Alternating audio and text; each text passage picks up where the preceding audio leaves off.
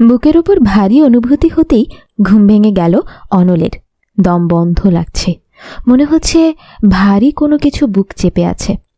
খুব কষ্টে চোখ মেলে আশেপাশে তাকাতেই খেয়াল করল বুকের ওপর ঘাপটি মেরে বিড়ালের বাচ্চার মতো ঘুমিয়ে রয়েছে কেউ। চোখ জোড়া ঝাপসা লাগছে। দ্রুত উঠতে গিয়েই মাথা ঝিম ধরে এলো। কাল রাতে হয়তো একটু বেশি হুইস্কি খাওয়া হয়ে গিয়েছিল। কোনো মতে চোখ খুলে দেখল মেয়েটি আর কেউ না, বরং তার কাগজের স্ত্রী ধারা। একে মাথা প্রচুর ব্যথা ধরছে, তার উপর বুকের উপর ধারাকে দেখে মেজাজ বিগড়ে গেল তার। রাগে গা গিরগির করছে। এক মুহূর্ত দেরি না করে ধাক্কা মেরে সরিয়ে দিল তাকে। ঘুমের মধ্যে আচমকা ধাক্কা খাওয়ায় তাল সামলাতে না পারায় খাট থেকে নিচে পড়ে গেল ধারা। ধারার শরীরের অবস্থা দেখে আরও মেজাজ বিগড়ে গেল অনলের। এলোমেলো শাড়ি, ব্লাউজের হুক খোলা, বোকার মতো ফ্যালফ্যাল করে তাকিয়ে আছে সে। নিজেকে আর সামলাতে না পেরে তড়িৎ গতিতে ধারার কাছে যায় সে। হাত টেনে দাঁড় করিয়ে আলমারির সাথে ঠেসে ধরে। এত জোরে ধরায় ব্যথায় কুঁকড়ে যায় ধারা। অসহায় দৃষ্টিতে রিক্তের মতো তাকিয়ে রয়েছে সে। দাঁতে দাঁত চেপে বলে উঠে, অনল, বলেছিলাম তো আমার আশেপাশে 10 হাতের মধ্যে যেন তোকে না দেখি। তারপরও বেহায়ার মতো কেন আমার কাছে আছিস? লজ্জা করে না? এত শরীরের চাহিদা তোর। শরীরের চাহিদা যদি না মেটাতে পারিস তো জানা পতিতালয়ে। দরজা তো খুলেই রেখেছি। যেই দেখেছিস কাল আমার হুঁশ নেই, অমনি আমার কাছে শরীর ঘেঁষাতে এসে পড়েছিস, তাই না? আমি কিছু করিনি, তো তুমিই তো। চুপ, একদম চুপ। আরেকটা শব্দ শুনলে জানে মেরে ফেলবো। ধারার মুখ চেপে ধরে রাগে গিরগির করতে করতে বলল অনল। এবার নিজেকে আর শান্ত রাখতে পারল না ধারা। চোখের পানি ছেড়ে দিল। হু হু করে কেঁদে উঠল সে। একে মেজাজ খারাপ, উপরে ধারার কান্না দেখে যেন জ্যান্ত কবর দিতে ইচ্ছে করছে তাকে রিত্তের। একরকম ধাক্কা দিয়ে ফেলে দিয়ে রুম ছেড়ে বেরিয়ে পড়ল সে। আর ধারা সেখানেই বসে পড়ল। নড়ার শক্তিটুকুও নেই তার। এমন কেন লোকটা? একবারও কি বুঝতে পারে না তাকে যে পাগলের মতো ভালোবাসে ধারা? 6 মাস হয়েছে এই বাড়ির বউ হয়ে এসেছে ধারা। একরকম হুট করেই অনলের সাথে বিয়েটা হয়েছে তার। অনলের মা সুভাষিনী বেগম অনেকটা জোর করেই অনলের সাথে ধারার বিয়েটা দেন। দেনা পাওনা না মেটানোর কারণে ধারার বিয়ের আসর থেকে বর বিয়ে ভেঙে চলে যায়। একমাত্র ভাইয়ের মেয়ের সাথে এত বড় অন্যায় কিভাবে মেনে নিবেন তিনি? সুভাষিনী বেগমের ভাই সেলিম সাহেব গ্রামের প্রাইমারি স্কুলের মাস্টার। মেয়েটি অসম্ভব সুন্দরী বলে তাকে ছোট বয়সেই বিয়ের ব্যবস্থা করেন তিনি। আর খুব শিক্ষিত একটা ছেলে পাওয়াতে তিনি আর অমত করেননি। উপরে মেম্বারের বখাটে ছেলেটা তো আছেই। মেয়েটা শান্তিতে কলেজেও যেতে পারত না। ছেলেপক্ষের প্রথমে দাবি ছিল একটা মোটর বাইক, কিন্তু ধীরে ধীরে তা বাড়তে বাড়তে মাত্রা ছাড়িয়ে গিয়েছিল। দেনা পাওনার চাপে যখন সেলিম সাহেব কুপোকাত, তখন সুভাষিনী বেগম সিদ্ধান্ত নেন ধারাকে নিজের ঘরেই আনবেন বউ করে। রাজ্জাক সাহেবের মৃত্যুর পর থেকে সুভাষিনী বেগম অনলের বাবা মার দায়িত্ব পালন করে এসেছেন। তাই ছেলের বিয়ের মতো সিদ্ধান্ত তিনি একা একা নিয়ে ফেললেন। তিনি জানেন ধারার চেয়ে ভালো মেয়ে অনল খুঁজে পাবে না। আর কি ওই অবস্থায় অনলের সাথে ধারার বিয়েটা সেরে ফেললেন তিনি। অনলের সম্মতির একবারও পরোয়া করেননি তিনি। তার কাছে তো ধারার সম্মান বাঁচানোটা বেশি জরুরি হয়ে পড়েছিল তখন। ধারার কাছে এই বিয়েটা যেন সব কিছু। তখন থেকেই অনলকে মনে মনে নিজের স্বামী হিসেবে মেনে নেয় সে। কিন্তু অনলের এমন দায়সারা ভাব যেন কিছুতেই তার মাথায় ঢোকে না। এই 6 মাস এক রকম দূরে দূরে থেকেই কাটিয়েছে সে। ধারা ভেবেছিল হয়তো মামাতো বোনকে স্ত্রী হিসেবে মেনে নিতে তার কষ্ট হচ্ছে, কিন্তু কাল রাতে তো নিজ থেকে কাছে ডেকে নিয়েছিল। তাহলে সকালে কেন আবার এমন রূঢ় আচরণ করছে সে? আচ্ছা, তার কি ধারাকে একদমই পছন্দ নয়? সকাল 9টা। সুভাষিনী বেগম আর অনল মুখোমুখি বসা ডাইনিং টেবিলে, আর সুভাষিনী বেগমের সাথে না পারতে কথা বলে না অনল। মায়ের উপর চাপা ক্ষোভ তার থেকেই গেছে। একটা অজপাড়াগায়ের অল্প শিক্ষিত আনকালচার্ড খ্যাত মেয়েকে কি বুঝে নিজের গলায় ঝুলিয়ে দিলেন তিনি? হোক তার ভাইয়ের মেয়ে। অনলের মনে যে অন্য কারোর বাস তা তো অজানা নয় তার। তাহলে কেন এই অন্যায়টা করলেন তিনি? চুপচাপ নিজের মতো খাচ্ছিল। ঠিক তখনই খোঁড়াতে খোঁড়াতে ডাইনিং টেবিলে এসে হাজির হয় ধারা। চোখ মুখ ভীষণ ফুলে রয়েছে, বোঝাই যাচ্ছে প্রচুর কেঁদেছে মেয়েটা। ধারার চোখ মুখ দেখেই সুভাষিনী বেগম আজ করতে পারছেন তার গুণধর পুত্র এই কাজ করেছেন। ধারা মা, এভাবে খুঁড়িয়ে হাঁটছিস কেন রে? খুঁড়িয়ে খুঁড়িয়ে হাঁটতে দেখে প্রশ্ন ছুড়ে দিলেন সুভাষিনী বেগম। আমতা আমতা করে পরক্ষণে উত্তর দেয় ধারা। বাথরুমে পড়ে গিয়েছিলাম ফুপু।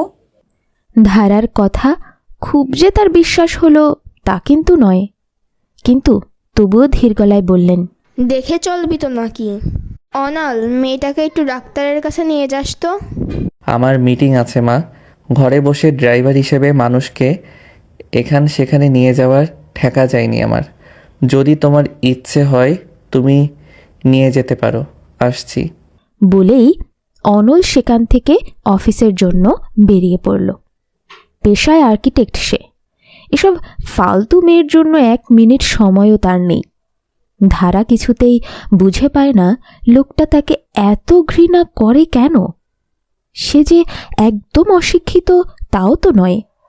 এবার ইন্টার পরীক্ষা দিয়েছে সে। সেলিম সাহেব বিয়ের সিদ্ধান্ত না নিলে ভার্সিটিতে ভর্তি হয়ে যেত সে। এই 6 মাস শুধু অঙ্ক মিলিয়েই কাটিয়েছে সে। সুভাষিনী বেগম ছেলেকে বুঝাতে বুঝাতে ক্লান্ত। জন্ম, মৃত্যু এবং বিয়েতে কারোর জোর নেই।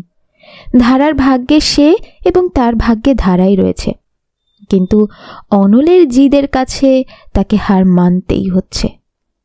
দুপুর 2টা।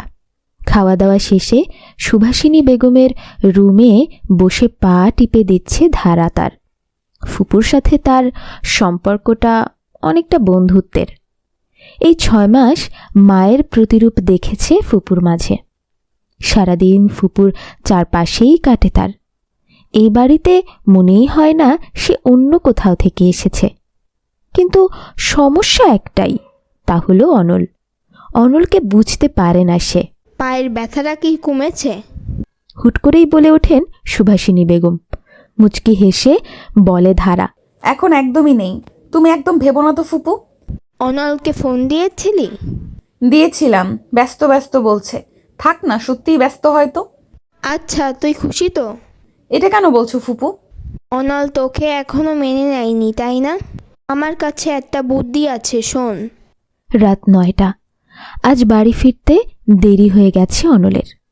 উপর থেকে কাজের চাপ, খাওয়া দাওয়া শিখে উঠেছে। এখন রুমে যে গা এলিয়ে দিতে পারলে যেন শান্তি। রুমে ঢুকতেই দেখল পুরো রুম গোলাপে গোলাপে সাজানো। রুমের এই অবস্থা দেখে মেজাজ আর ঠিক রাখতে পারল না অনল। জোরে জোরে ধারাকে ডাক দিলে যখন কোনো সাড়া পায় না, তখন রুম থেকে বেরিয়ে যাবার সিদ্ধান্ত নেয় সে। হুট করে পেছন থেকে কেউ একজন জড়িয়ে ধরে তাকে। না ফিরেই বুঝতে পারে এই কাজ কার। হাতটা শক্ত করে ধরে টান দিয়ে সামনে আনে তাকে। ধারার পরনে তখন লাল একটা জর্জেট শাড়ি। খুব সুন্দর করে সেজেছে মেয়েটা। চোখে গাঢ় করে কাজল, ঠোঁটে লাল লিপস্টিক, ঢেউ খেলানো চুলগুলো ছেড়ে দিয়েছে। প্রথমে দেখে অনলও চোখ ফিরাতে পারছিল না, কিন্তু পর মুহূর্তে যখন মনে পড়ল সামনে থাকা মেয়েটা ধারা, তখন রাগ যেন আর কাবু করতে পারল না। ধাক্কা দিয়ে বিছানায় ছুঁড়ে মারল তাকে। দাঁতে দাঁত চেপে বলল, আজ তোর শরীরের সব জ্বালা যদি আমি না মিটাই তবে আমার নাম অনল না। যে চোখে ভালোবাসাকে কল্পনা করেছিল সেই চোখ আজ হিংস্রতায় ঘেরা। বেলটা খুলেই শক্ত করে হাত বেঁধে দিল ধারার। এক টানে শাড়িটা খুলে ফেলল ধারার। তারপর যা হলো তা যেন কল্পনার বাইরে ছিল ধারার। সুন্দর চেহারার আড়ালে হিংস্রতা দেখে মেয়েটার বুক কেঁপে উঠল। অনল যেন নিজের মাঝেই নেই, সব রাগ বিদ্বেষগুলো ধারার শরীরের উপর দিয়ে মেটাচ্ছিল।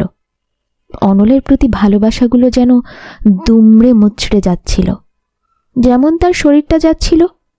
সেও তো অনলের ভালোবাসা পেতে চেয়েছিল, কিন্তু এখানে তো ভালোবাসা নেই, আছে শুধু জেদ, ঘৃণা, কামনা।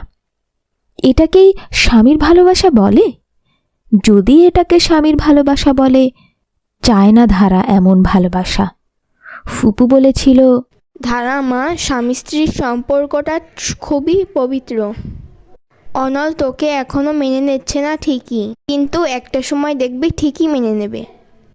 তোকে ভালোবাসবে, কিন্তু তুই হাল ছাড়বি না। মাঝে মাঝে এটা 6 দিন না 6 মাস হয়, আবার 6 বছরও হয়। ছেলেটার জেদ একটু বরাবরই বেশি, তোকে মানতে চাইছে না। এটা অবশ্য তোর দোষ নয়। চলে কি বলতো, সবার জীবনে কোথাও না কোথাও কিছু আঘাত থেকে যায়। অনলেরও ছিল। এই আঘাতগুলো মিটতে সময় লাগে, তাড়াহুড়ো করলে হিতে বিপরীত হয়। এখন অনল তোকে পছন্দ করে না, কিন্তু যখন তোকে ভালোবাসতে শুরু করবে তখন দেখবি তোকে বাদে কাউকে চিনবে না। আমার ছেলেটা এমনই রে, কি করব বল। আজ তোকে আমার মনের মতো সাজাবো, দেখবি ও তোর থেকে চোখ সরাতে পারবে না। সুভাষিনী বেগমের কথা মতোই সে কাজ করেছে। তাহলে এমনটা কেন হলো? চোখ থেকে নোনা জলগুলি গড়িয়ে পড়ছে। ক্ষত বিক্ষত শরীর নিয়ে বিছানা আঁকড়ে সেখানেই পড়ে রইল সে। শেষ রাতে অনল যখন ক্লান্ত হয়ে পড়েছিল, বিছানার অপর পাশে তখন গা এলিয়ে দেয় সে। নিজের চোখে অনেকটাই নিচে নেমে গেছে সে। যতই রাগ হোক, রাগের বশে কোনো মেয়ের সাথে এমন আচরণ হয়তো তার দ্বারা শোভা পায় না। ধারা তার দিকে পিঠ করে তখন শুয়েছিল। উন্মুক্ত পিঠে খামচির, কাঁধে কামড়ের দাগগুলো স্পষ্ট। মেয়েটি এখনো নীরবে কাঁদছে।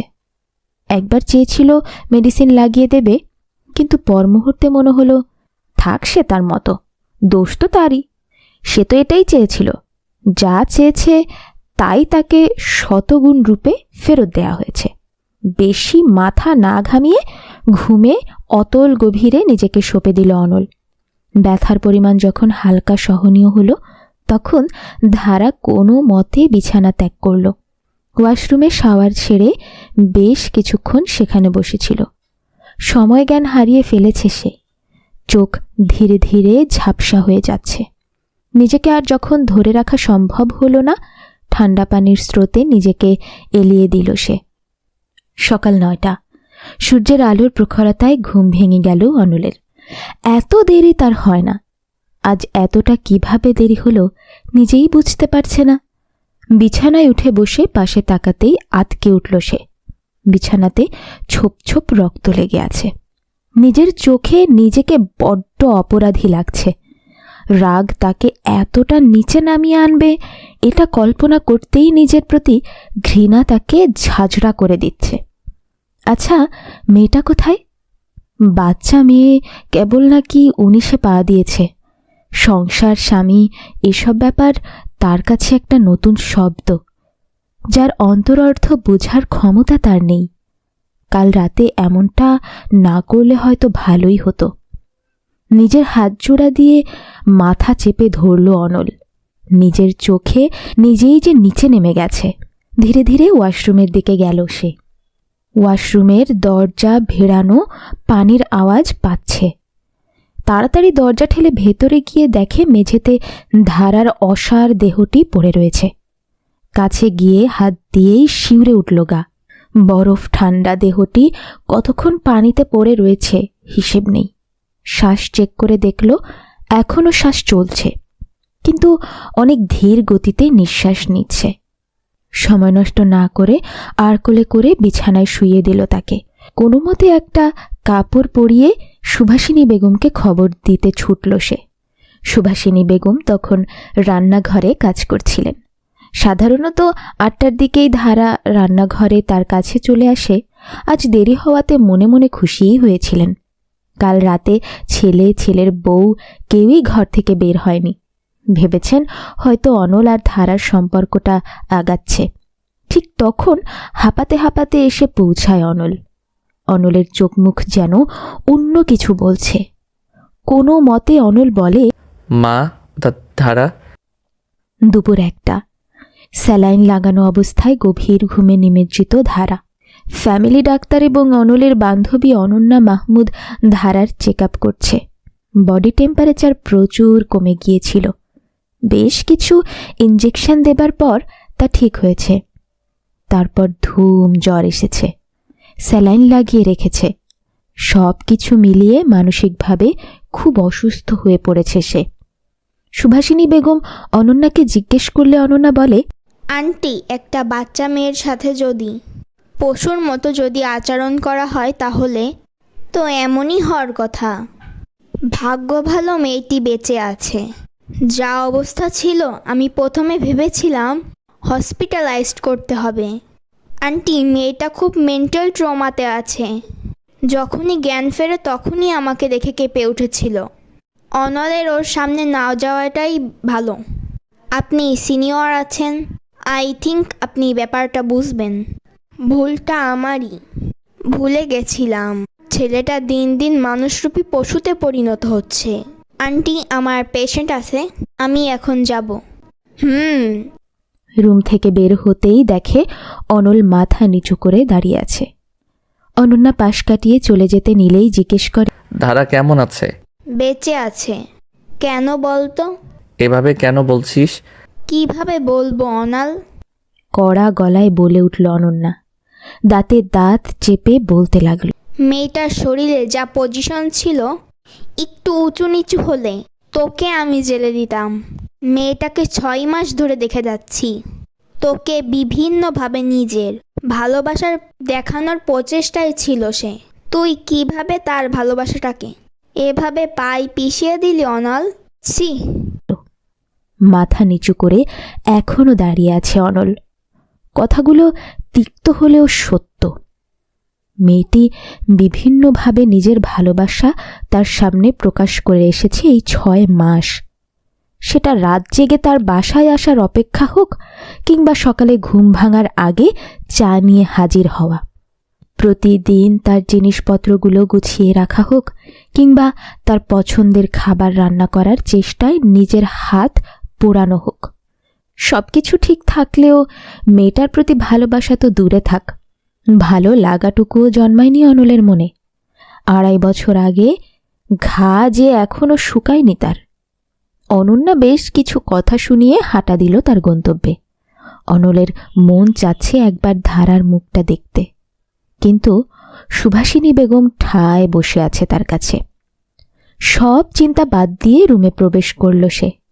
সুভাষিনী বেগম ধারার কাছে বসে রইল। মেয়েটার মুখটা শুকিয়ে গেছে, উজ্জ্বল মুখটা মলিনতায় ঘিরে আছে। মায়াবী মুখটা মূর্ছা গেছে এক রাতেই।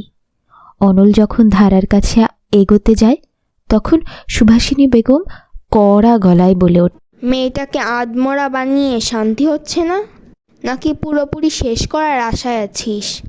মা, তুমিও আমাকেই দোষীর ঘরে দাঁড় করাবে? না, দোষী তো আমি। কাল আমি যদি এই বুদ্ধি না দিতাম তবে ও কোনোদিন তোর ধারে কাছে ঘেঁষত না। প্রথমে ওকে আমার কাছে রাখার লোভে তোর সাথে বিয়ে দিয়েছিলাম। ভেবেছি মেয়েটা সুখী হবে, সাথে তোকেও সুখী রাখবে, তোমার জীবনের ফাঁকা জায়গাগুলো ভরাট করবে। কিন্তু 6 মাস ধরে শুধু বঞ্চনাই পেয়েছি। স্বামী হিসেবে কি দিয়েছিস ওকে? একবার ওকে কি সুযোগ দিয়েছ? না, দেওনি অনল। 2.5 বছর আগের ঘটনা, তোকে বদলে দিয়েছে জানতাম, তাই বলে এতটা? যাকগে, আমি তোমার দোষ গুণ বিচার করব না। আমি আমার মেয়েটার ভালোটাই দেখব। আমি একটা সিদ্ধান্ত নিয়েছি। হতে পারে ধারার মনের জন্য এটা অনেক কঠিন সিদ্ধান্ত, তবে আমি ধারাকে আর তোমার কাছে রাখবো না। ও আমার সাথে আমার রুমে থাকবে আমার মেয়ে হিসেবে। তুমি তো ডিভোর্স চাচ্ছ, বেশ, তাই হবে। আমি তোমাদের ডিভোর্সের জন্য অ্যাপ্লিকেশন দেব, কিন্তু ওকে গ্রামে পাঠাবো না। এখানে আমার কাছে থেকে পড়াশোনা করবে। সেলিমের কাছে গেলে গ্রামের মানুষ নানা কথা বলবে। আমি সেটা চাই না। এতে অন্তত তোমার আপত্তি থাকবে না, তাই না বলো? মুখে কি কি হলো? মুখে কি তালা দিয়েছো? যদি আমার বউ হিসেবেই রাখতে চাও তাকে, তবে ডিভোর্সের কি দরকার আছে? আমি না হয় অফিস থেকে বলে দেশের বাইরে যাবার চেষ্টাটা আবার শুরু করি। না, ডিভোর্স তো করবই আমি। তোমার তো মুক্তি চাই, আমি মুক্তি দেব তোমায়। আর আমার মেয়েটাকে পুনরায় তার জীবন গড়ার সুযোগ দিতে হবে। সেটা তো আমি তার কাছ থেকে কেড়ে নিতে পারি না। তুমি যা ভালো বুঝো। এক মুহূর্ত দেরি না করে রুম থেকে বেরিয়ে গেল অনল। কেন জানি না কষ্ট হচ্ছে, কিন্তু এটা তো হবার কথা ছিল না। ধারাকে তো তার মোটেই ভালো লাগে না, তাহলে কেন বুকের বাঁ পাশে চিনচিন ব্যথা তাকে ঘিরে ধরছে? মার সিদ্ধান্তের সাথে সে একমত, তবে কেন ধারা চলে যাবার কথা ভাবতেই কেন দম বদ্ধ লাগছে? তবে কি ধারার প্রতি তার অন্যায়ের অনুতাপ অনলের মনে তার জন্য মায়ার সৃষ্টি করেছে? হা হা, কি হাস্যকর কথা! মানুষ তো পাগল বলবে। সে মেয়েকে বারংবার পায়ে ঠেলে চোখে আঙুল দিয়ে দেখিয়ে বুঝাতে চেয়েছিল আমার জীবনে তোমার ঠাঁই নেই। সেই মেয়ের প্রতি আজ কিনা তার মায়া জন্মেছে। অনলের সব কিছু অসহ্য লাগছে। আচ্ছা, মরে গেলে হয়তো এসবের থেকে মুক্তি পাওয়াটা সোজা হতো, কিন্তু সেটাও পারছে না। আত্মহত্যা তো সলিউশন না। আরেকটা অবশ্য সলিউশন আছে, তা হলো নেশায় বুক বেঁধে বর্তমান আর অতীতের যন্ত্রণাকে ভুলে থাকা। অনল সেটাই করল। বাড়ি থেকে বেরিয়ে ক্লাবে চলে গেল। সারা রাত আর বাড়ি ফিরল না। 15 দিন পর বিকেল 5টা। আকাশে মেঘ করেছে, বাদলের ঘন ঘটায় জানান দিচ্ছে খুব বৃষ্টি নামবে। ছাদের কিনারায় আঁচল ছেড়ে দাঁড়িয়ে আছে ধারা। আঁচলটা মাটিতে গড়াচ্ছে। শরীরটা সুস্থ হয়েছে বেশ কদিন হলো। অনলের দেখা এই দিন 15 মিলল না। মিলবে কিভাবে? অনল তার সামনেই আসে না। সে ফুপুর কাছে থাকে। এত হেয় হবার পরও মনটা বারবার ইচ্ছে করে বেহার মতো ছুটে তার কাছে চলে যাই, কিন্তু ফের মনে হয় খামোখা তাকে বিরক্ত করা। ফুপু ফরমান জারি করেছেন অনলের ধারে কাছে যাতে তাকে না দেখা যায়। তাদের ডিভোর্সের অ্যাপ্লাই করা যাচ্ছে না। ধারার বয়স অত্যন্ত কম, কেবল 19, আর বিয়েতে 6 মাস কেবল হওয়ার জন্যে ডিভোর্সের অ্যাপ্লিকেশন করলেও পুনরায় কিছুদিন সাথে থাকার ফরমান জারি করা হবে। তাই সুভাষিনী বেগম বলেছেন ধারার বয়স 22 বছর হলে পুনরায় উনি এই ডিভোর্সের চেষ্টা করবে। কথাটা শোনার পর থেকেই ধারার মনটা ভালো নেই। বারবার কান্না পায়, কিন্তু ফুপুর সামনে কাঁদতেও পারে না। রাতে অবশ্য 1-2 বার অনলের ঘরের সামনে ঘোরাফেরা করে, তারপর আবার ফিরে আসে দরজা বন্ধ দেখে। এসব ভেবে খোলা আকাশের দিকে এক চিত্তে তাকিয়ে রয়েছিল সে। বারবার মনে প্রশ্নরা উকি দেয়, অনল কেন তাকে ভালোবাসে না? সে যে এত অসুস্থ ছিল, কেন অনল একবার খোঁজটিও নেয়নি? কিশোরী মনের এলোমেলো চিন্তাধারার মাঝে নিজেকে জড়িয়ে ফেলেছে সে। হুট করে ঝুম বৃষ্টি নামল। ঠান্ডা বর্ষার স্রোতে ধারার চোখের অশ্রুধারা মিলে মিশে একাকার হয়ে যাচ্ছে। দুহাত পেতে বৃষ্টিকে বন্ধ নয়নে আলিঙ্গনে যখন ব্যস্ত, কেউ যেন তখন ধারার মাথায় একটি ছাতা ধরে। মুখে পানি না পড়ার কৌতূহলে পেছন ফেরে তাকায় ধারা। ছাতা হাতে তো সাদা টি-শার্ট, কালো জিন্স, চোখে চশমা পরা একজন পুরুষ, যে কিনা তার স্বামী। এই 15 দিনে কি চেহারা বানিয়েছে! মুখে খোঁচা খোঁচা দাড়ি, চোখ গর্তে যেন বহুকাল শান্তির ঘুম হয়নি। আজ চোখে কেন হিংস্রতা নেই, আছে এক সাগর মায়া। ইস, লোকটা কি জানে না তার এই চেহারাটা দেখলেই ধারার যে খুব বেশি ভালোবাসতে মন চায় তাকে। এমনিতেই ভালোবাসার চরম শিখরে রয়েছে সে। জ্বর থেকে উঠেছিস 1 সপ্তাহ হয়নি, আবার কেন বৃষ্টিতে ভিজছিস? কি হলো, এভাবে দাঁড়িয়ে আসিস কেন? এভাবে কি দেখছিস? তোমাকে। ধারার কথায় খানিকটা চমকে গিয়েছিল অনল। তারপর নিজেকে সামলে উত্তর দিল, যা নিচে যা, ভেজা কাপড় বদলে নে। আবার অসুস্থ হবার ধান্দায় আছিস নাকি? বলে ছাতিটা ধারার হাতে ধরিয়ে দিয়ে যাচ্ছিল সে। তখনই ধারা বলে ওঠে, তুমি আমাকে ভালোবাসতে পারো না কেন? উত্তর দিলে না যে। মা দেখলে বকাবকি করবে। নিচে যা। এড়িয়ে যাচ্ছ? একটা পশুর কাছ থেকে ভালোবাসা চাইছিস? পশুরা যে ভালোবাসতে পারে না, শুধু ক্ষত বিক্ষত করতে পারে। হুম, তাই যদি হবে তবে রাতের বেলা আমার বালিশের নিচে চকলেট পাই কেন? অনুতাপ, ক্ষমা পাবার চেষ্টা। তাহলে আপন করে নিতে কি বাচ্ছে তোমাকে? কেন ফুপির কথায় আমাকে ছেড়ে দিতে রাজি হয়েছো? তুই বড্ড ছোট, এসব বুঝবি না। আমার কাছ থেকে ভালোবাসা আশা করলে কেবল কষ্টটুকু বয়ে বেড়াতে হবে তোকে। একসময় সেই কষ্টটুকু সহ্য সীমার বাহিরে চলে যাবে। ভালোবাসা একটা নেশা, যার অপর নাম মৃত্যু।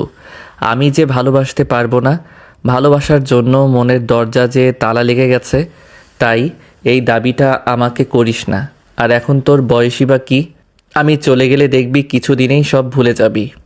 কোথায় যাবে তুমি? সিলেট, তারপর হয়তো দেশের বাহিরে। কেন? তোকে যে মুক্তি দেওয়াটা খুব দরকার।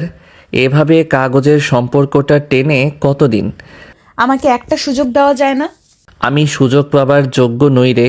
ভালোবাসা আমার জন্য নয়। কিন্তু কেন? আমার দোষটা কোথায়? দোষ তোর নয়, দোষ যে আমার। আমি ফুল ভেবে যাকে আমার সর্বস্ব দিয়েছিলাম, সে কাটা রূপে আমাকে রক্তাক্ত করেছে। আমিও তোর মতো একজনকে ভালোবাসতে গিয়েছিলাম। আমি যেমন তোর ভালোবাসাটাকে পায়ে পিষিয়ে ফেলেছি, সেও সেভাবেই আমার ভালোবাসার বিনিময়ে আমাকে একরাশ অবিশ্বাস, প্রতারণা এবং কষ্ট দিয়েছে। আমি যদি জানতে চাই আমাকে বলবে সব কথা? তুই আগে ভেজা জামা ছেড়ে আয়, আমার রুমে আছিস, চা খেতে খেতে বলবো। বলেই ভিজতে ভিজতে বাসার ভেতরে চলে গেল অনল। সন্ধ্যা 7টা। অনলের বারান্দার পাশাপাশি দাঁড়িয়ে আছে অনল এবং ধারা। চা হাতে মনোযোগ দিয়ে অনলের কথা শুনছে ধারা। তখন অনল বলতে লাগে 2.5 বছর আগের ঘটনা। 2.5 বছর আগে রাত 9টা। প্রতিদিনের মতোই অফিস থেকে বেরিয়ে বন্ধুদের সাথে আড্ডায় মশগুল অনল। মনটা আজ বেশ বড্ড খুশি তার। আজ মাহির জন্মদিন এবং জন্মদিনেই মাহিকে প্রপোজ করবে সে। মাহির সাথে তার সম্পর্ক 3 বছর হতে চলল। মেয়েটিকে পাগলের মতো ভালোবাসে সে। যদি মাহি বলে চাঁদ এনে দিতে, তবে সে তাই আনতে পারবে। মাহির পছন্দ হবে এমন একটা রিং কিনেছে সে। বন্ধুদের সাথে পুরো প্ল্যান অনুযায়ী কাজ করা কমপ্লিট। এখন মাহির আশাটা বাকি। সময় ঘনিয়ে যাচ্ছে, অথচ এখনও সে আসছে না। এই সারপ্রাইজের জন্য সকাল থেকে উইশও করেনি। আর তর না সইলে মাহিকে ফোন করে সে। তার তো জানা ছিল না যে তার জন্য আরও বড় সারপ্রাইজ অপেক্ষা করছিল। ফোন রিসিভ হতেই মাহি বলে ওঠে, কেন ফোন করেছো আমায়? কেন ফোন করেছি মানে? তুমি আসবে না? সবাই অপেক্ষা করছে যে তোমার জন্য। সরি অনল, আমি আসতে পারবো না। আমি ব্যস্ত আছি। ব্যস্ত আছি মানে? আজ তো আসার কথা ছিল না তোমার। ব্যস্ত আছি মানে ব্যস্ত আছি। নেক্সট উইকে আমি ইউএস যাচ্ছি। অনেক কাজ পড়ে রয়েছে, তাই তোমার ফাও বন্ধুদের আড্ডায় আমি আসতে পারবো না। তুমি নেক্সট উইক যাচ্ছ মানে? এটা কবে ডিসাইড হলো? সে অনেক কথা ফোনে বলতে পারবো না। কাল বিকেলে মিট করো, সব বলবো। Hello hello. Happy birthday. রাখছি। অনল, আমার কথাটা একবার বুঝতে চেষ্টা করো। অনল ফোন রেখে দিল। বন্ধুদের ভুজরুকি বুঝিয়ে সেদিন খালি হাতেই বাড়ি ফিরে গেল। সারা রাত অশান্তিতে কেটেছে। হুট করে কারোর আমেরিকা যাবার প্ল্যান তো রাতারাতি হয় না। তাহলে 1 সপ্তাহ পর মাহি চলে যাবে, এটা আজ কেন বলল সে? আগেই বলেনি কেন? বিভিন্ন প্রশ্ন অনলের মাথায় ঘুরপাক খাচ্ছে। শুধু কালকের অপেক্ষা। হয়তো কাল সে জানতে পারবে মূল বিষয়টা কি। সকাল 11টা। মুখোমুখি বসে রয়েছে মাহি এবং অনল। কফি কাপে চুমুক দিতে দিতে মাহিকে জিজ্ঞেস করলো অনল। প্ল্যানটা কবে করেছিলে? অনেক আগেই করেছি, তোমাকে বলার সুযোগ হয়নি। সুযোগ হয়নি নাকি বলতে চাওনি? তুমি জানো আমি আমার ক্যারিয়ার নিয়ে কতটা ডিটারমাইন্ড। তুমি কিভাবে রিয়েক্ট করবে আমার জানা ছিল না, তাই আমি বলিনি। আমি কি কখনো তোমাকে কোনো কিছুতে বাধা দিয়েছি? দেইনি তো, আজও দিব না। কবে ফেরার কথা ভাবছো? আমি শিওর না, হয়তো নাও ফিরতে পারি। ওখানে যদি জব পেয়ে সেটেল হয়ে যাই, নাও ফিরতে পারি। বুঝলাম। আফটার অল তোমার ভবিষ্যতের ব্যাপার, তা আমাদের সম্পর্কের ভবিষ্যতের কি হবে? দেখো, লং ডিস্টেন্স রিলেশন এখন খুবই কমন। আমরা না হয় সেটাই মেনটেন করব। কতদিন, কত মাস, কত বছর? দেখো অনল, সব দেখছি, বলো। এখন আমার কাছে আমার কেরিয়ার সবচেয়ে বড় ইম্পর্টেন্ট। ঠিকই তো, একটা 3 বছরের সম্পর্কের জন্য তুমি কি তোমার জীবনের এত বড় সুযোগ হারাবে নাকি? সমস্যা নাই, আমি অপেক্ষায় থাকব। যদি আমার কাছে ফেরার ইচ্ছে তোমার হয়, আমার মনের দরজা সবসময় খোলা থাকবে। অনল, আজ উঠছি। বলেই সেখান থেকে বেরিয়ে যায় অনল। 1 সপ্তাহের মধ্যে মাহি আমেরিকা চলে যায়। নিজেকে ভালো রাখার ব্যর্থ চেষ্টা চালাতে থাকে অনল। ধীরে ধীরে সব কিছু থেকে নিজেকে সরিয়ে ফেলে। চুপচাপ নিজেকে একটা গণ্ডিতে আটকিয়ে ফেলে। মাহি প্রথম প্রথম যোগাযোগ করলেও ধীরে ধীরে তা বন্ধ করে দেয়। অনিলের অবস্থা আরও খারাপ হয় যখন জানতে পারে বিদেশে মাহি অন্য আরেকজনকে বিয়ে করে ফেলেছে। এই সংবাদটি ভেতর ভেতর অনলকে দুমড়ে মুচড়ে দেয়। তখন যেন এক প্রকার ডিপ্রেশনে চলে যায় অনল। মাহিকে সে প্রচুর ভালোবাসতো, এতটা যে সে যদি বলে দিন, তাহলে অনলের কাছে দিন। সে যদি বলে রাত, তো রাত। কয়েকবার সুইসাইড অ্যাটেম্পটও করে। ছেলের এমন অবস্থা যেন একেবারেই মেনে নিতে পারছিলেন না সুভাষিনী বেগম। ছেলের এমন অবস্থা দেখে ধীরে ধীরে তিনিও অসুস্থ হতে থাকেন। সুভাষিনী বেগম যখন হসপিটালে ভর্তি ছিলেন, তখন অনন্যা অনলকে বুঝায়। অনলকে সে তখন একটাই কথা বলে, যে তোর কথা চিন্তা না করে অন্য কাউকে বিয়ে করে ফেলেছে, তার জন্য কেন নিজে কষ্ট পাচ্ছিস, সাথে নিজের মাকেও কষ্ট দিচ্ছিস। আন্টির এই অবস্থার জন্য অনেকটাই তুই দায়ী। এমন চলতে থাকলে সত্যিই একা হয়ে যাবি অনল। মা আছেন, তাকে হারাস না। তারপর থেকে নিজেকে কোনো মতে সামলায় অনল। সুভাষিনী বেগমের জন্য আবার স্বাভাবিক মানুষের মতো বাঁচার কথা ভাবে। তবে তখন থেকেই রাগ জিদ যেন শত গুণে বেড়ে যায় অনলের। নিজেকে কিছুতেই কন্ট্রোল করতে পারে না। ছেলের জীবনটা পুনরায় সাজাতেই 6 মাস আগে ধারার সাথে অনলের বিয়ে দেন সুভাষিনী বেগম। বর্তমান অনলের দৃষ্টি বাইরের দিকে। নিজের জীবনের কালো অধ্যায় ধারাকে বলতে পেরে যেন আজ অন্যরকম শান্তি লাগছে। মনের ভেতরের সকল কষ্টগুলোকে কাউকে বলার সুযোগ তো হয়েছে। ধারার চোখে অশ্রু, কিন্তু শুধু অশ্রুগুলো কেন সে জানে না। অশ্রু কি এজন্য যে অনল অন্য কাউকে ভালোবাসতো, নাকি অনলের কষ্টগুলো আজ সে উপলব্ধি করতে পারছে সে কারণে? বাইরের দিকে তাকিয়েই অনল বলল, তুই আমাকে জিজ্ঞেস করেছিলি না কেন তোকে ভালোবাসতে পারি না? আমার যে কারোর প্রতি ভালোবাসাটা আসে না। আমি জানি না আর কাউকে কোনো দিন ভালোবাসতে পারবো নাকি। জানিস, এমন এক বৃষ্টির রাতে ও আমাকে দেখতে চেয়েছিল বলে বৃষ্টি মাথায় নিয়ে ওর বাড়ির নিচে গিয়ে দাঁড়িয়েছিলাম। পরে কি জ্বর এসেছিল? হা হা। উনি জানেন তোমার বিয়ে হয়ে গেছে? জানি না, হয়তো। এখনো ভালোবাসো তাকে? না, একটা সময় ঘৃণা করতাম ওকে, এখন ঘৃণাটাও আসে না। তবে ভালোবাসা নামক জিনিসটার প্রতি বিতৃষ্ণা এসে পড়েছে, জ্বালিয়ে পুড়িয়ে সব ছারখার করে দেয়। তাই বলছি, ভালোবাসতে যাস না, আমার মতো তোকেও পুড়িয়ে দিবে।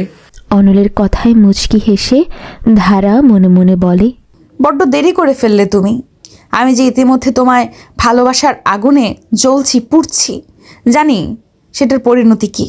সুভাষিনী বেগমের ডাকে ধারা বাস্তবে আসে।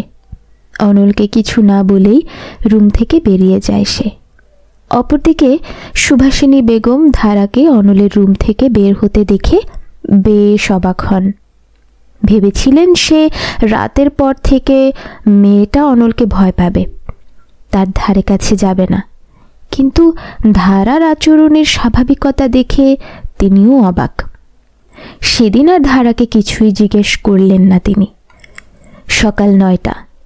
ডাইনিং টেবিলে অনল নাস্তা করতে আসলে সুভাষিনী বেগম তাকে ধীর এবং শক্ত কণ্ঠে বলেন, তুমি কি বাইরে যাওয়ার সিদ্ধান্ত পাকাপোক্তভাবে নিয়েছো?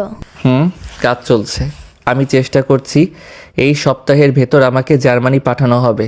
যত তাড়াতাড়ি হবে ততই ভালো। ধারা তোমার প্রতি এমনিতেই দুর্বল হয়ে পড়েছে। আমি চাই না যে সে আরও দুর্বল হোক। ছোট বয়স, কিছুদিন পর এমনিতেই তোমাকে ভুলে যাবে। বুঝেছি। বলেই অনল সেখান থেকে চলে যায়। সুভাষিনী বেগম যা বলেছে তা সে সম্পূর্ণ সঠিক, তা খুব ভালো করেই জানে। তবুও মেয়েটাকে এভাবে ছেড়ে যেতে মন চাইছে না। কোথাও যেন ফাঁকা লাগছে। অনল এবং সুভাষিনী বেগমের কথোপকথন আড়াল থেকে সবটুকু শোনে ধারা।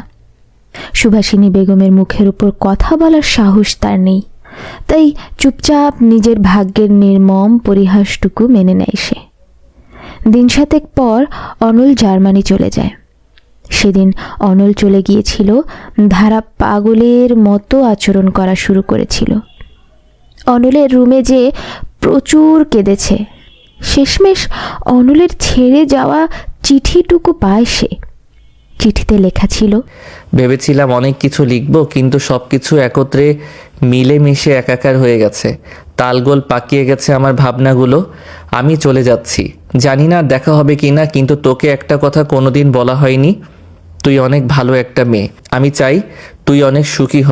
আমার ভাঙা জীবনে জড়িয়ে হয়তো তুই কোনোদিন সুখী হতে পারতি না, কারণ আমার পক্ষে তোকে ভালোবাসাটা সম্ভব নয়। মা তোর ভালোর জন্য সিদ্ধান্ত নিয়েছে, এতেই আমাদের মঙ্গল। তোর জন্য আমি ডিভোর্স লেটার সাইন করে দিয়ে যাচ্ছি। আমাদের কাগজের সম্পর্কটা কাগজেই সীমাবদ্ধ থাকলো। মাকে বলিস আমি এখানে সব ফর্মালিটি শেষ করে দিয়েছি, আর তোকে 22 বছর অবধি এই সম্পর্কের ভেতর থাকতে হবে না। ভালো থাকিস। ইতি অনল। ধারার কিশোর মনে অনলের চলে যাওয়াটা যত না আঘাত হেনেছিল, তার চেয়ে অধিক আঘাত হেনেছিল যখন অনলের রেখে যাওয়া ডিভোর্স লেটারটা দেখে। ভেবেছিল অনল হয়তো তার কাছে কোনো না কোনো দিন ফিরবে, কিন্তু সে আশাটুকুও এখন নেই। সেদিন ধারা কিশোরী মনটা একেবারে বড় হয়ে গিয়েছিল এক ধাক্কায়। 5 বছর পর এয়ারপোর্টে নেমেই হাসপাতালের দিকে রওনা দিল অনল। আজ 5 বছর পর সে জার্মানি থেকে ফিরেছে। অবশ্য অনেক আগেই ফিরে আসতো, তবে বিভিন্ন কারণে সেটা হয়ে ওঠেনি। আজ যেমন 5 বছর পর নিজের মাকে দেখবে, ঠিক তেমনি 5 বছর পর ধারাকেও দেখবে। আচ্ছা, পুচকে মেয়েটা কি বড় হয়ে গেছে? এখনো আগের মতো ছেলে মানুষই করে, নাকি বদলে গেছে? এসব নানা চিন্তা মাথায় নিয়ে হাসপাতালে পৌঁছায় অনল। কেবিনের বাইরে মামা দাঁড়িয়ে আছেন। গিয়ে সেলিম সাহেবকে সালাম দিয়ে বলে, মামা, মা কেমন আছে?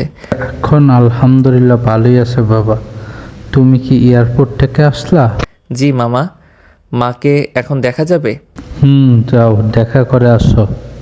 কেবিনের ভেতর সুভাষিনী বেগম শায়িত ছিলেন। 5 বছর পর দেখে খুশিতে উঠে বসার চেষ্টা করেন তিনি। অনলের চোখ চিকচিক করছে, শান্তভাবে মার পাশে বসে সে। 5 বছর পর মা ছেলের মিলনের সাক্ষী দিচ্ছে তাদের অশ্রুগুলো। পেছন থেকে নারী কণ্ঠটি শুনে অনলের ভেতরে এক অন্যরকম শিহরণ বয়ে যায়। অবাক নয়নে পেছনে ফিরতেই দেখল তার সামনে কালো শাড়ি পরিহিতা এক নারী। যার ঢেউ খেলানো মাজা অবধি চুলগুলো বেনুনি করে কাঁধের এক পাশে ফেলে রেখেছে। হরিণ টানা চোখগুলো চশমার আড়ালে তার।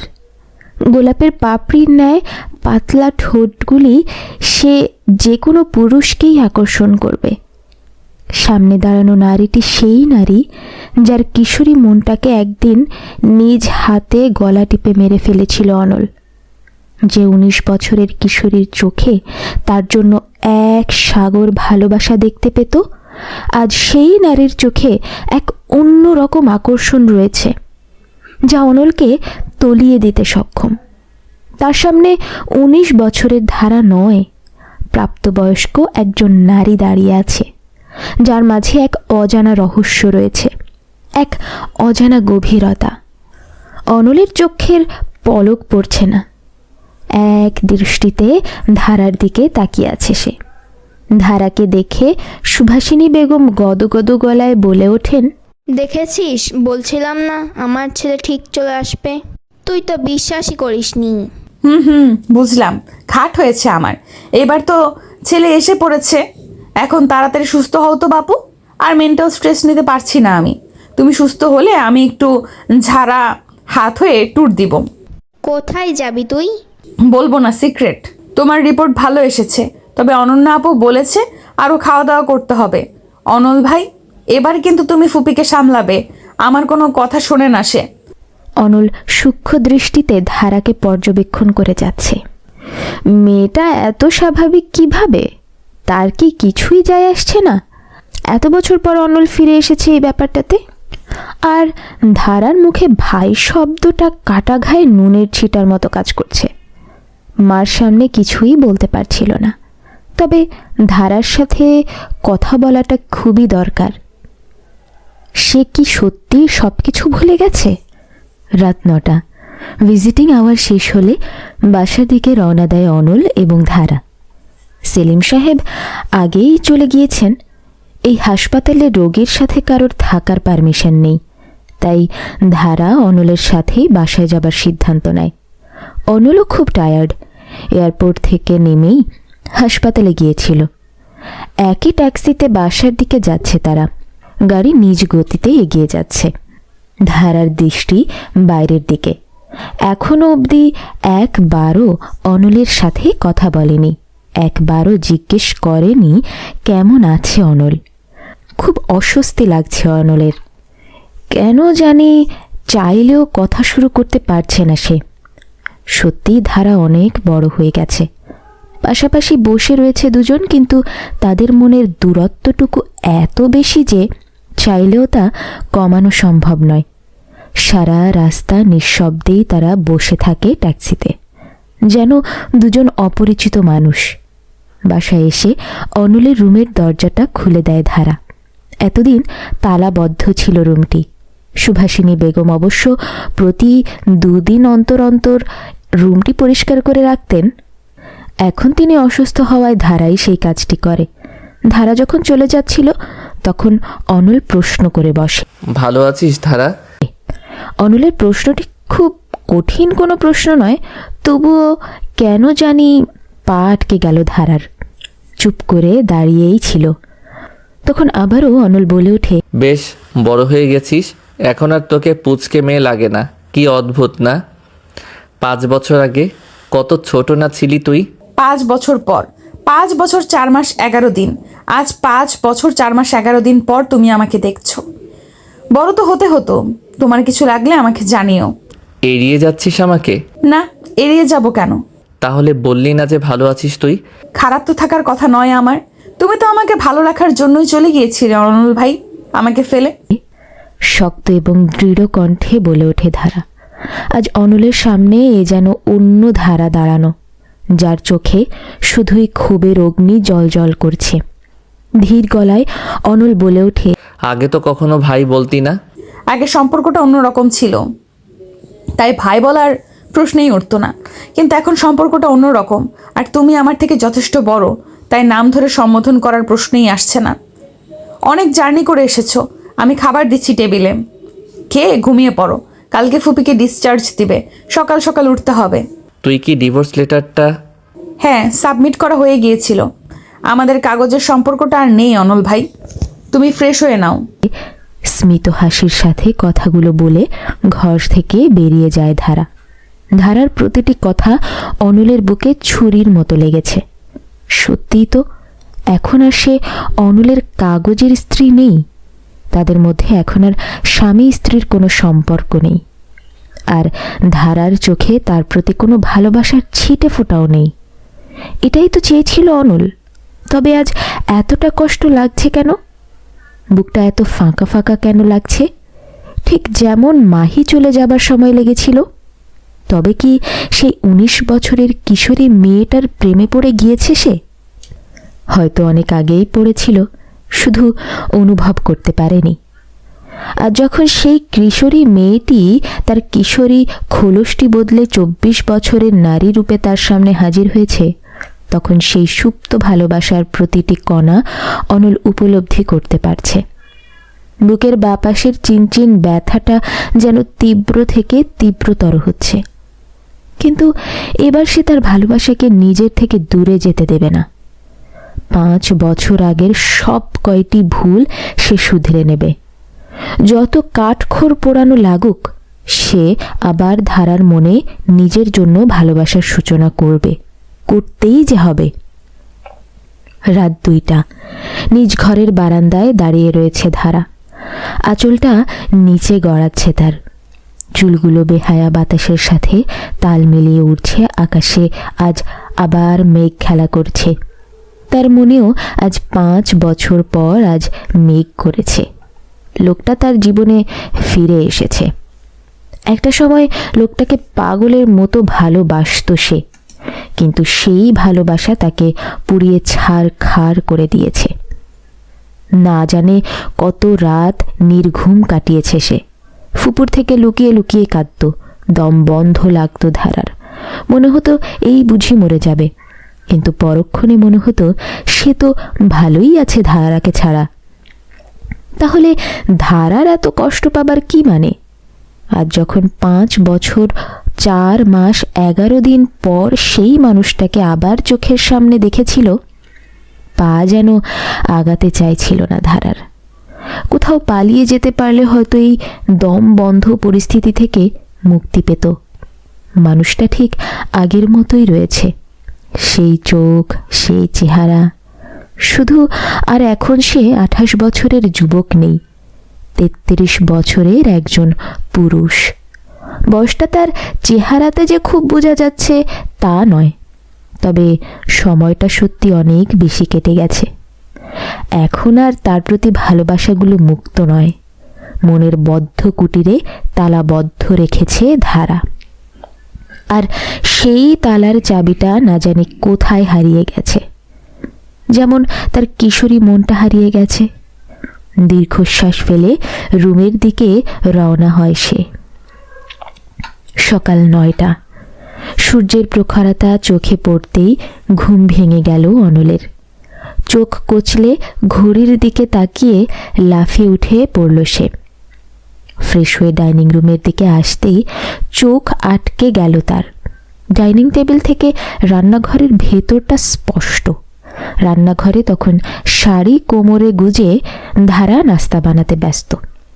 চুল খোপা করে ঘাড়ের উপর তোলা, ঘাড় বেয়ে ঘাম ঝরছে। আবদ্ধ চুলগুলো বারংবার তার কপালে পড়ছে এবং তা সে বারংবার কানের নিচে গোজার চেষ্টা করছে।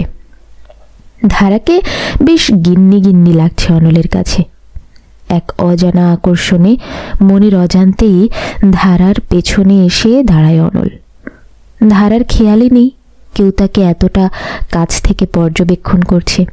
তার ঘাড়ের ঠিক নিচে গাঢ় কালো তিলটি যেন অনলকে পাগলের মতো কাছে টানছে। খুব ছুঁয়ে দিতে মনে চাচ্ছে অনলের। মনের অজান্তেই যখন তার হাত ধারার ঘাড় স্পর্শ করবে, ঠিক তখনই পেছন থেকে সেলিম সাহেব অনলকে ডেকে ওঠে। অনল, আপাকে কখন নিতে যাবা?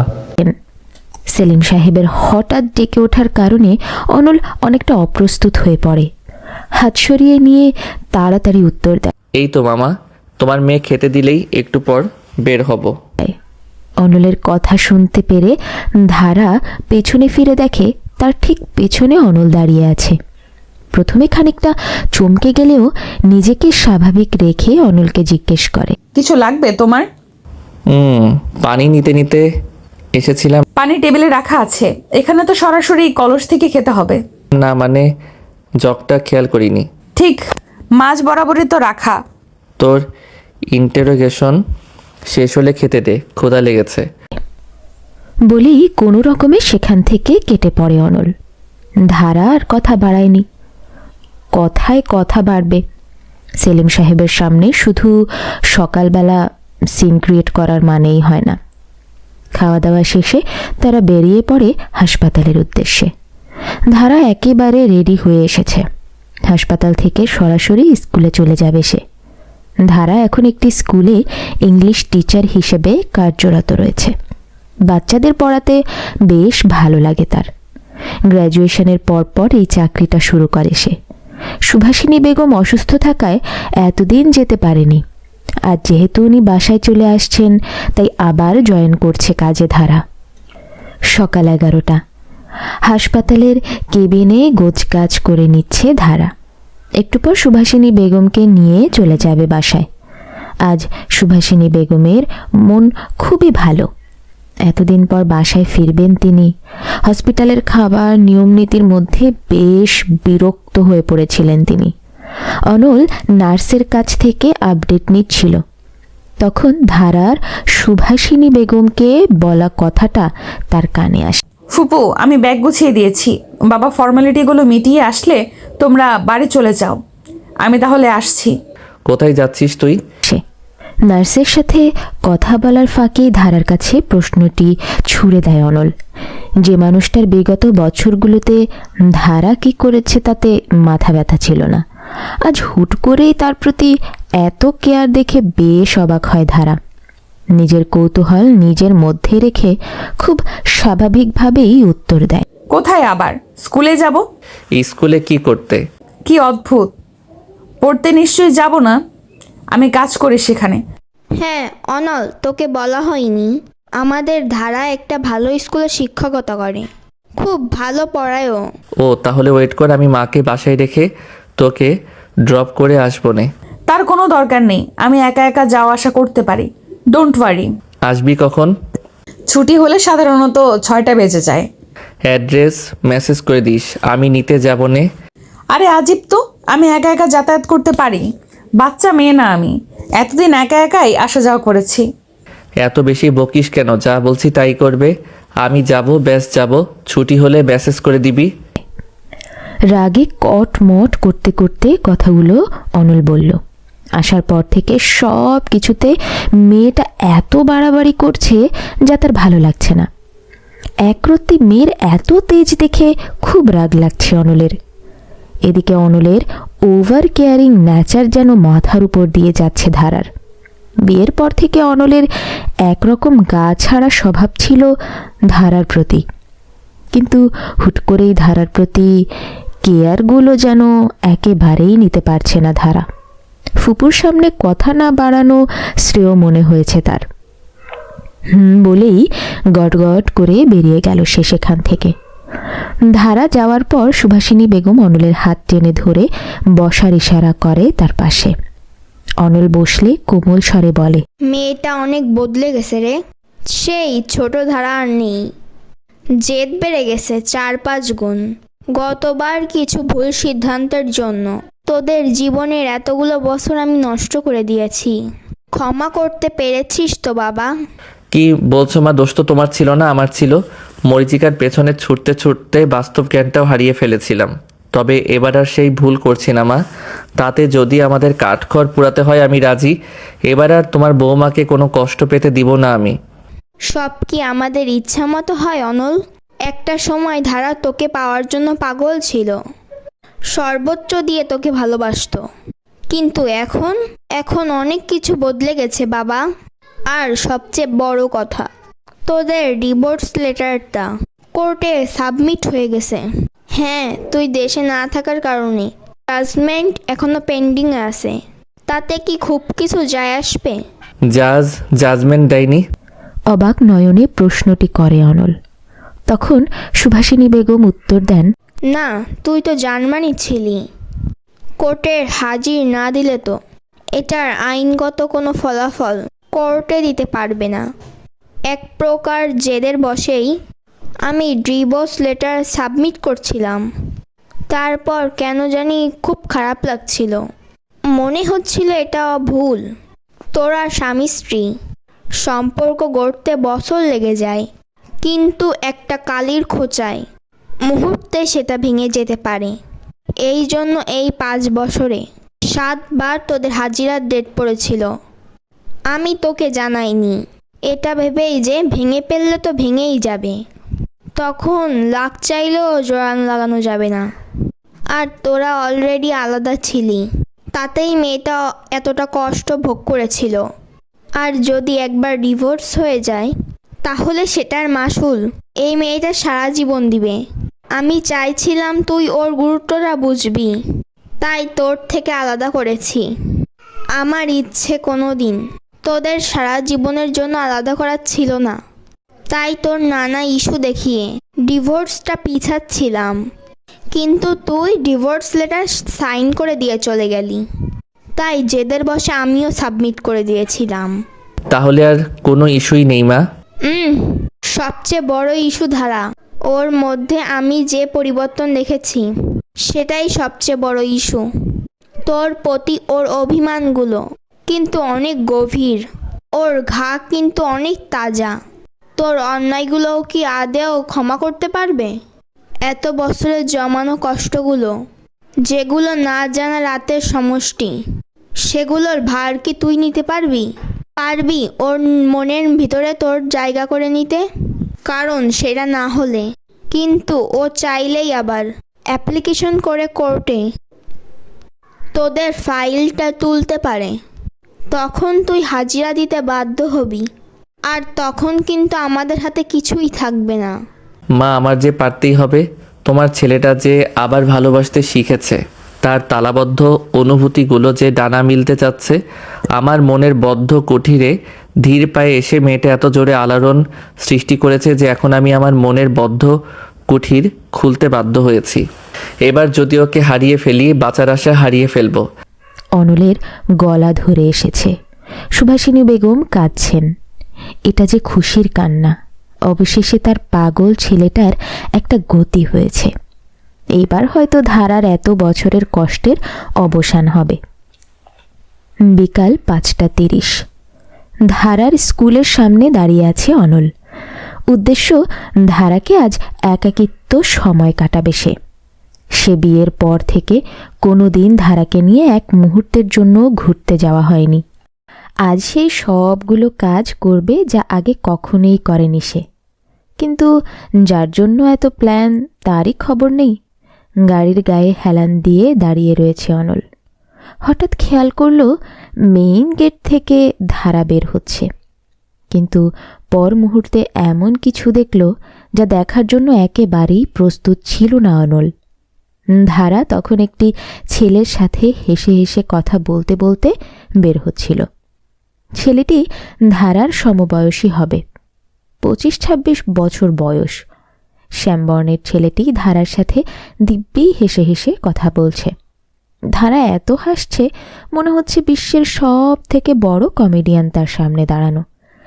মেজাজটা মুহূর্তে চটে গেল অনলের। কি কেমন কথা বলছে যে অনলকেই দেখতে পাচ্ছে না।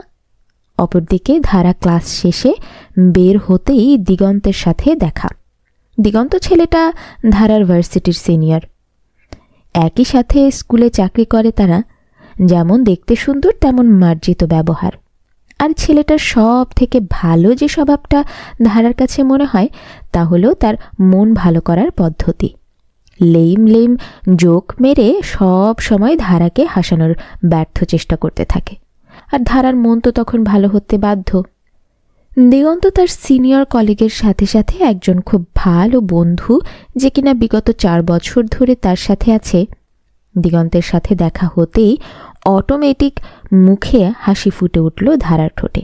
কি ম্যাডাম, লম্বা ছুটি কেমন কাটলো? হসপিটাল বাসা করতে করতে কেটেছে। আপনি কেমন আছেন বলেন? আমি তো ভালোই ছিলাম, কিন্তু তোমার অনুপস্থিতিতে মনের হালকা অসুস্থ ছিল। যাক, আমার মনের ওষুধ চলে এসেছে। এত ফ্লার্ট করেন কিভাবে? টায়ার্ড হন না? এই শোনো, এখন টায়ার্ড হয়ে গেলে আর বউ পাওয়া লাগবে না আমার। বিবাহিত মেয়েদের সাথে ফ্লার্ট করলে বউ পেয়ে যাবেন?